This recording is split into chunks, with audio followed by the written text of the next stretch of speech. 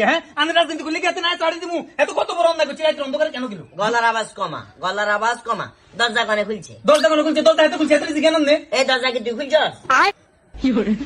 হাতে কর, হাতে দরজা খুলে না, তুই করে হাতে দরজা খুলছে, আবার উল্টা পাল্টা কথা কিলে করে। হায় রে চেয়ারম্যান সাহেব বিচার করো জ্ঞান আমরা চেয়ারম্যান বানাইছি কি আমরা যাতে কোনো কিছু হয় আমাদের থেকে সমাজের মানুষ বিজ্ঞানী মিলে মিলে আমাদের চেয়ারম্যান বানাইছি যাতে আমরা সমাজের মানুষ শুধু সুবিধা ভোগ করতে পারি আর আমাদের বিচার করা হয় করবেন তো আমাদের ছোট ভাই আমাদের রাজনীতি করে এই কারণে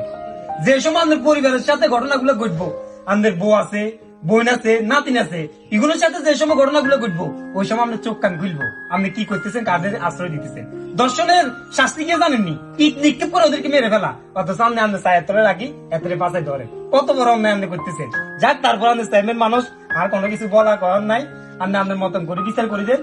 আই সমস্যা না খুশি থাকবেন জ্বর গো নাকি? ঠিক আছে চেয়ারম্যান সাহেব।